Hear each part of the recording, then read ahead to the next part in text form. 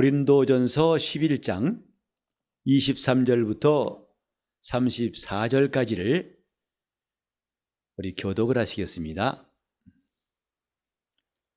내가 너희에게 전한 것은 주께 받은 것이니 곧 주 예수께서 잡히시던 밤에 떡을 가지사 축사하시고 떼어 가라사대 이것은 너희를 위하는 내 몸이니 이것을 행하여 나를 기념하라 하시고 식후에 또한 이와 같이 잔을 가지시고 가라사대 이 잔은 내 피로 세운 새 언약이니 이것을 행하여 마실 때마다 나를 기념하라 하셨으니 너희가 이 떡을 먹으며 이 잔을 마실 때마다 주의 죽으심을 오실 때까지 전하는 것이니라. 그러므로 누구든지 주의 떡이나 잔을 합당치 않게 먹고 마시는 자는 주의 몸과 피를 범하는 죄가 있느니라. 사람이 자기를 살피고 그 후에야 이 떡을 먹고 이 잔을 마실지니 주의 몸을 분변치 못하고 먹고 마시는 자는 자기의 죄를 먹고 마시는 것이니라. 이러므로 너희 중에 약한 자와 병든 자가 많고 잠자는 자도 적지 아니하니 우리가 우리를 살폈으면 판단을 받지 아니하려니와 우리가 판단을 받는 것은 주께 징계를 받는 것이니 이는 우리로 세상과 함께 죄 정함을 받지 않게 하려 하심이라. 그런즉 내 형제들아 먹으러 모일 때에 서로 기다리라. 만일 누구든지 시장하거든 집에서 먹을지니 이는 너희의 판단받는 모임이 되지 않게 하려 함이라. 그 남은 것은 내가 언제든지 갈 때에 귀정하리라. 아멘. 죄의 문제에 대해서 여러분이 생각해 보신 적이 적지 않을 것입니다. 죄라는 말이 그렇게 편한 주제가 아니고 오히려 부담스럽고 무겁다는 말이 더 가까울 것입니다. 하지만 우리는 죄라는 문제가 꼭 예수 믿기 전에 우리가 하나님 앞에 나오기 전에 그때만 해당이 되고 믿은 다음부터는 죄는 좀 몇 걸음 뛰어넘은 것처럼 죄라는 문제는 이제 상당한 거리를 두어도 괜찮다고 여길 수가 있습니다. 과연 그럴까? 성경의 가르침 본다면 우리가 갖고 있는 생각과는 좀 다르다는 것을 알 수 있습니다. 오히려 죄에 대해서 성령은 책망하신다 했습니다. 성령은 세상에 책망하신 분이 아니고 믿는 자들에게 죄에 대하여 의에 대하여 심판에 대해서 책망하신다고 예수님 말씀하셨습니다. 오히려 대충 죄를 아는 사람보다도 제대로 죄가 무엇인지를 알게 하신 분이 성령이시다 이 말이시죠. 우리 누구나 다 각각 자기 나름대로 죄는 이런 것이다 하는 기준이 있고 판단이 있고 자기 나름대로의 틀이 있습니다. 사람들이 가진 도덕은 죄를 가늠할 수 있는 잣대와 같습니다. 그래서 도덕이 정하는 기준에 따라서 죄가 되고 죄가 안 된다고 생각합니다마는 그런 도덕은 때와 장소에 따라 다르고 민족에 따라 다르고 사람마다 다 달라요. 이 사람은 죄라고 여기지만 저 사람은 죄로 안 여긴 것도 있습니다. 일반 양심이라는 것은 들쭉날쭉해가지고 이 나라에서는 죄가 안 되는 것이 저 나라 가면 죄 될 수 있습니다. 그래서 하나님이 우리에게 하나님의 양심을 주셨으니 그것을 율법이라고 하죠. 이것이 죄다. 이걸 가르치는 것이 율법입니다. 그런데 그 율법을 다루었던 바리새인들도 율법사들도 정작 죄가 무엇인지를 제대로 깨닫지 못하고 놓쳐버렸습니다. 그래 그들은 비록 외식하더라도 자기들이 이렇게 말씀을 지켰으니까 죄가 없다고 생각했을 것입니다. 예수님은 그렇지 않다. 마태복음 5장 보면은 저들이 죄라고 여겼던 것을 주님은 다 흔들어 놓으시고, 다시 말해서 살인하지 말라, 사람 안 죽였다고 해서 자기는 죄 없다고 말하지만은 주님의 말씀은 네가 사람을 죽이지 않았을지라도 미워했으면 살인이다. 제대로 죄가 무엇인지를 알게 하신 분은 주님이세요. 그래서 율법을 폐하러 온 것이 아니라 율법을 온전케 하러 왔다고 말씀하셨죠. 자, 오늘은 좀 무거운 주제 같지만은 그러나 오늘 간단한 것만 좀 말씀드리려고 그래요. 대개 귀신을 무서워하고 마귀를 무서운 마귀 이런 말을 쓴 사람도 있던데, 정말 중요한 무서운 건 죄입니다. 마귀가 무서운 게 아니라 죄가 무서운 것이고, 사람이 무서운 게 아니라 죄가 무섭다는 것을 영적 생활하다 보면은 우리 모두가 알게 됩니다. 신자들이 짓는 죄에 대해서 오늘 이 본문은 한 가지를 명확하게 말하고 있습니다. 신자들 죄 지을 수 있다. 뭐 그렇게 기단이다 논란이 나올 수 있지요. 그러나 바울은 막연하게 믿는 자의 죄에 대해 말하지 않고 정확하게 아주 예리하게 죄가 무엇인가를, 그리고 죄의 결과가 무엇인가를 여기서 말하고 있습니다.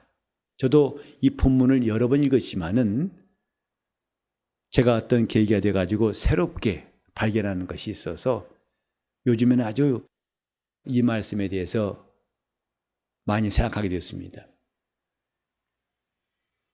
죄가 무엇인가? 나쁘다. 나쁜 게 죄다. 그건 지극히 초보적인 생각입니다. 세상에서 죄는 나쁘다고 알고 있습니다. 그러나 모세의 율법은 죄란 죽는 것이다 했어요. 범죄한 영혼은 죽는다. 그래서 구약 때 심판은 범죄한 사람이 즉시로 하나님의 형벌을 받아 목숨을 잃고 재앙으로, 전쟁으로, 또 온역으로, 전염병으로 죽어나감으로써 하나님의 말씀이 두려운 줄을 알게 되었습니다. 그런데 이제 예수의 이름으로 구원받은 성도들에게는 이런 것은 끝났다라고 생각합니다. 왜? 우리 저주를 주님이 담당하셨기 때문에 우리는 관계없는 이야기다, 남의 이야기다 라고 쉽게 생각해 버릴 수가 있습니다. 그러다 보니까 죄에 대해서 매우 둔해질 수가 있어요. 그리고 죄 짓는 일에 대해서 나중에는 별로 감각이 없게 될 수도 있습니다. 오늘은 한 가지 예로 바울이 지금 성찬에 대해서 이야기하고 있습니다. 그래서 주님은 내 살과 피를 기념하라. 이를 행하여 나를 기념하라. 이런 성찬을 주님이 주셨는데 27절에 보면 그러므로 누구든지 쥐의 떡이나 잔을 합당치 않게 먹고 마시는 자는 라고 바울의 경고가 나옵니다. 쥐의 떡이나 잔을 합당케 먹고 마시라는 게 뭘까요? 지금 바울이 가르친 대로 이는 내 몸이다. 이는 내 피다. 주님께서 이렇게 명하시고 나를 기념하라. 이것이 합당케 하는 성찬인데 그렇지 않고 합당치 않게 먹고 마신 자가 있다. 이게 무슨 뜻이냐면은 그 당시의 성찬은 오늘날 같이 조그맣게 떡을 잘라가지고 또 조그만 컵에다가 포도주를 나누는 것이 아니라 정말 식사같이 했다고 그래요. 그런데 먼저 온 사람들이 그것을 실컷 먹고 나니까 뒤에 온 사람들 할 것이 없어요. 그래서 나중에 논란이 생기고 문제가 생겼던 것, 바울이 그걸 좀 지적한 것입니다. 이 성찬은 밥 먹는 게 아니다 이 말이에요. 시장한 것을 메꾸기 한 것이 아니고, 또 이것 때문에 다투고 서로 시비가 일어나는 것은 전혀 주님이 말씀하신 것과는 거리가 멀다, 합당치 않다. 그래서 누구든지 주의 떡이나 잔을 합당치 않게 먹고 마시는 자, 여기 보면은 먹고 마신다, 누구든지 쓴 거 보니까요, 어쩌다 한번 이렇게 했던 것 같지는 않아요. 이것들을 습관적으로 했던 것 같습니다. 알고도 그럼 어때? 이런 식으로 아마 반복되었던 것 같아요. 바울은 그 점을 지금 경고하고 있는 것인데, 그 사람은 주의 몸과 피를 범하는 죄가 있느니라. 그건 죄가 있다 했습니다. 그 죄를 다른 말로 하면은 이제 29절에 주의 몸을 분변치 못하고 먹고 마시는 것, 이건 자기의 죄를 먹고 마시는 것이다 하고 두 번이나 거듭해서 이건 죄에 관한 문제다 했어요. 그러니까 성찬도 주님이 명하신 대로 합당치 않게 하면은 그건 죄가 된다.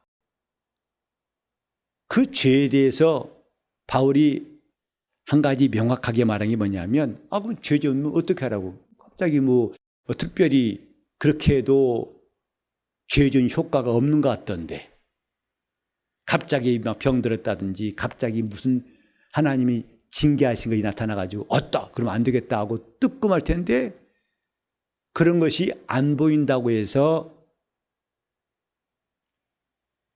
쓸데없이 안심할 수 있습니다. 근데 바울은 그게 아니다. 여기 세 가지로 그 결과, 곧 하나님의 성찬에 대해서 불경한 것을 죄로 지적하고 그 결과가 세 가지로 나와 있다고 말했습니다. 자, 우리 한번 30절 시작. 이러므로 너희 중에 약한 자와 병든 자가 많고 잠자는 자도 적지 아니하니. 여기 이러므로예요. 그건 결과지요. 무슨 결과죠? 앞의 결과예요. 자기 죄를 먹고 마시는 것이다. 무엇이 자기 죄를 먹고 마시는 것이냐? 주의 떡이나 잔을 합당치 않게 먹고 마시는 것. 주님이 명하신 성찬을 자기들의 방식대로, 자기들의 생각대로 임의로 해서 성찬하는 일에 불경한 일을 바울은 죄라고 하고 있는데, 그건 아무렇지도 않다는 것이 아니라 세 가지의 결과가 나왔다 했어요. 첫째는 약한 자, 둘째는 병든 자, 셋째는 잠자는 자다 했습니다. 근데 이거 보면 한두 사람이 그런 것 같지 않아요. 이거 많고 그랬죠. 너희 중에 약한 자와 병든 자가 많고 잠자는 자도 적지 아니하니. 이 세 가지의 결과, 성찬을 불경하게 함으로써 이것이 범죄함이 되고, 그 결과가 약한 것과 병든 것과 이 잠자는 자의 말은 죽은 자를 말한 것입니다. 그냥 자연수명 다해서 이 땅을 떠난 성도를 말하는 게 아니라 이 원인에 대한 결과를 말하는 거예요. 이러므로 세 가지에 대해서 바울은 경고하고 있는데, 약한 자와 병든 자와 잠자는 자, 이것이 죄의 결과다. 비단 성찬뿐만 아닙니다. 오늘 제가 말씀드리려고 한 것은 이 죄의 결과가 어떻다는 것을 우리가 알고서 영적 생활하는 것이 중요하다, 이 말이죠. 이걸 내가 무관심하게 지낸다고 해서 아무 일이 없다? 그렇지 않습니다. 법은 알고 범하든 모르고 범하든 범한 것은 반드시 법의 보응이 있다고 그러죠. 여기 우리가 세 번째와 두 번째는 잘 알 거예요. 죄 때문에 병들고 죄 때문에 나중에 죽을 수 있다는 거, 이건 금방 이해할 수 있습니다. 정작 오늘 여러분에게 강조하고 싶은 것은 약한 자가 많다. 죄의 결과로서 약한 자가 많다. 이것을 여러분들에게 좀 말하고 싶어요. 죄의 결과에 왜 그래서 구약 때부터 사람이 병든 것은 죄의 결과라고 잘 알고 있고, 그 병이 나중엔 죽음까지도 올 수 있다는 거 이해하기 쉽지요. 하나 놓치기 쉬운 게 뭐냐면 약한 자가 적지 않고 많다. 그게 뭘까요? 하나님의 말씀은 우리에게 약속이고, 그 약속은 하나님이 우리에게 사실 계획입니다. 성경에 보면은 하나님의 약속이 얼마나 풍성하고 놀랍고 충만하고 엄청난지, 예를 들어서 믿는 자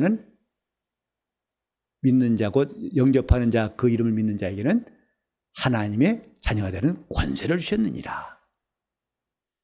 하나님 자녀의 권세를 주셨다고 했지만 그 권세를 우리가 얼마나 지금 누리고 있을까? 그냥 성경 구절로만 자녀의 권세라고 가르칠 때 자녀의 권세가 있다고 가르칠 수 있지만은 정말 우리 영혼이 하나님 자녀의 권세를 가지고 있을까? 또 믿는 자는 영생을 가졌다. 그 영생이 무엇일까? 우리 지난주에도 들었습니다마는 내가 그리스도와 함께 십자가에 못 박혔다. 이것은 우리가 지금 뭔가를 사상을 들은 게 아닙니다. 이건 놀라운 체험이고 확신이에요. 내가 십자가에 못 박혔다는 사실이 실감날 때, 정말 내가 십자가에 못 박혔다고 담대히 고백할 때부터 우리 속에서 놀라운 변화가 시작됩니다. 죄사함의 기쁨뿐만 아니라 자유를 누릴 수 있어요.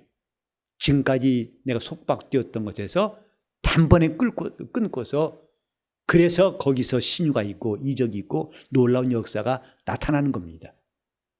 근데 이런 하나님 말씀엔 놀라운 약속이 있고, 그 능력이 있고 생명이 있고 은혜가 있고 풍성한 복이 있는데 이것을 누리지 못하는 이유가 뭘까?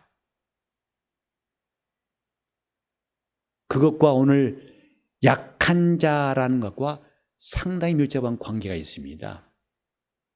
약해졌어요. 뭐 때문에? 죄 때문에. 우리 속담에 이런 말이 있죠. 가랑비에 뭐 젖는다? 코트 젖는 게 아닙니다. 겉옷만 젖는 게 아니라 속옷 젖는다는 말이 있습니다. 그 가랑비 좀 맞으면 뭐 괜찮겠지 싶은데 계속 맞으면 그것이 나중에 두터운 겉옷도 적시고 속까지 다 젖을 수 있습니다. 지금 우리가 죄에 대해서 제대로 알지 못하고 이런 일들을 방어하지 못하면 약한 자가 되는 게 첫 단계고, 두 번째로는 그것이 더 나가면 병든 자가 되고, 세 번째로 죽을 수 있어요. 오늘 왜 많은 신자들이 병들고 힘들어할까? 이것도 한번 깊이 생각할 문제입니다. 주님 말씀은 생명이라고 했는데 왜 그 말씀이 우리를 깊이 뚫고 들어와서 성경에 보면 혼과 영과 관절과 및 골수를 찔러 쪼개기까지 한다고 했는데, 뭐가? 하나님 말씀이. 근데 그 말씀이 저 CT나 MRI 광선은 내 뼈를 뚫고 들어오는데 어째서 하나님 말씀은 나를 뚫고 들지 못해서 그 생명의 빛으로 우리가 나을 수 있는 이 권리를 누리지 못할까? 약해진 것이죠. 뭐 때문에? 죄 때문에. 우리는 그것들을 평소에 별로 느끼지도 못하고 생각지도 못하고, 그래서 우리 영혼이 힘을 잃어가고 있는 것에 대해서 그렇게 많이 정말 민감하게 느낄 줄 아는 것이 많지 않은 것 같아요. 자, 우리 잠깐 우리 한번 시편 32편 4절을 보시겠습니다. 시편 32편 4절을 다 같이 한번 또박또박 소리내서 읽겠습니다. 32편 4절 시작. 주의 손이 주야로 나를 내 진액이 화하여 여름 가물의 마름같이 되었나이다. 지금 다윗의 간증이죠. 그가 죄를 짓고 회개하지 않았을 때의 그 상태가 뭐냐? 내 진액이 화하여 여름 가물의 마름같이 되었나이다. 이 내용을 다른 성경이 이렇게 표현되어 있더군요. 내 생명의 진액이 말랐나이다. 진액이 말라버렸습니다. 뭐 때문일까요? 죄 때문이에요. 내 진액이 말랐나이다. 여러분이 목마름이 심할 때 입이 쩍쩍 붓고 정말 이 입안이 다 말라버린 것 같은 거 경험하신 적 있나요? 그때 물 안 먹으면 얼마나 귀중하고 쩍쩍 입이 붙어서 말이 안 나와요. 근데 입안에 물기 마른 게 아니라 내 생명의 진액이 말라서 마치 이 여름 가물 때 마름같이 되었습니다. 그만큼 자기 심령이 메말라 버린 것에 대해서 다윗은 고백하고 있습니다. 성경에 목마른 자란 말이 나오죠. 목이 왜 마를까요? 우리는 지금 하나님의 은혜가 필요한 사람이라고 생각합니다. 근데 종종 주여 내가 목이 마릅니다. 정말 목마름이 무엇인지를 우리가 실감한다면 그 원인도 궁금하지 않겠습니까? 그게 바로 죄 때문에 목이 마른 겁니다. 제가 이 말을 갑자기 생각나는데, 여러분 이게 냄비 같은데 물 끓이다가 계속 불 가면 이게 물기가 다 증발돼가 나중에는 면만 나가지고 버타버린다고 하나. 버탄단 말 여러분 아세요? 버타버렸다고. 아유, 서로 외국말 써서 미안합니다. 여러분이 아는 말과 내가 아는 말이 달라가지고 나중에 완전히 이게 물기가 없어가지고 그 뭐라고 거의 이제 잠시 후면 연기 나올 것 같은 그런 거 있잖아요. 이게 계속 불을 가열하면. 제가 알고 있는 단어는 버타버린단 말인데 여러분은 버탄단 말이 뭔지 모르신 것 같아서 역시 마치 계속 열을 가하면은 물이 수증기 날아가지고 나중에는 바싹 말라버리고 버타버리듯이 죄는 이렇게 내 영혼을 목마르게 하는 원인이죠. 그래서 벌써 그 심령이 목마르니까 그 갈증이 물로 해결할 수 없다는 것을 알고 몸부림치는 것을 영적인 사람은 느끼고 있습니다. 내가 목이 마르니 주님이 오셔서 이 땅에서 목마름을 경험하셨습니다. 그분이 왜 목마르실까요? 그가 인류의 죄를 담당하실 때부터 그는 내가 목마르다고 십자가상에서 말씀하신 겁니다. 그는 목마를 필요가 없는 분이고 목마를 수 없는 분이거든요. 그런데 하나님의 아들도 인간의 죄에 간섭하신 순간에 목마름을 피할 수가 없다는 것을 성경에 말씀하고 있습니다. 죄는 영혼을 목마르게 합니다. 진액이 말라버리게 한다 이 말이죠. 그것을 물 부어서 되겠습니까? 한강에 풍덩 뛰어들었다고 해서 물을 다 마셨다고 해서 그 목마름이 다 해소될까요? 약해지고 왜 성도들이 점점 힘을 얻고 성장해야 할지나 오히려 점점 갈수록 기도할 힘이 떨어지고 찬송이 줄어지고 주님 말씀을 사모하는 마음이 점점 꺼져갈까요? 약해지는 중이다 이 말이죠. 아직 병이 안 났다고 해서 안심할 단계는 아닙니다. 지금 약해지는 것도 굉장히 위험한 신호입니다. 약해진 이유가 뭐냐? 이렇게 죄를 범함으로 죄가 점점 내 영혼을 목마르게 만들고 계속 이제 나중에는 진해까지 말라버리도록 하는 일에 대해서 실감할 수 있다면 우리는 정말 영적 생활을 더 잘할 수가 있을 것입니다. 내 영혼이 목이 마르다는 것, 왜 목마른지를 알았다면 그것은 어쩌다 한번 실수로 지은 죄 때문은 아닙니다. 계속적인 죄, 반복적인 죄, 습관적인 죄, 이런 것들이 점점 많아지면은 그때부터 내 영혼은 제 기능을 감당할 수가 없게 됩니다. 우리가 팔을 다치면은 팔을 쓸 수가 없지요. 하나님이 창조하신 대로 이 팔을 뭘 들든지 글 쓰든지 하든지 기능이 전무하고 얘는 그냥 모양만 남아있는 거지요. 그게 약해진 겁니다. 이제 힘이 빠지면 약해지죠.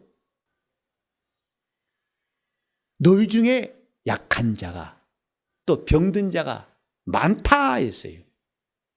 고린도 교회뿐만 아니라 오늘날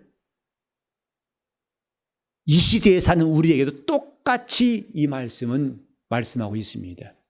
너희 중에 약한 자가 많고 병든 자가 많고 또 잠자한 자가 적지 않지 않느냐.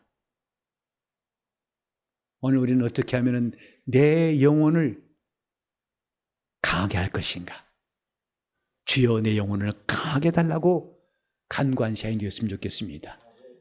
내 영혼 좀 목마름을 약한 자가 아니라 강한 자가 될 수 있도록 언제 물이 다 이렇게 다 증발되었는지 이제는 나중에 그릇이 탈 만큼 덮어버린 그런 내 영혼이 아니라 생수의 강이 그 배에서 넘치는 놀라운 역사가 우리 심령 가운데 임하기를 바랍니다.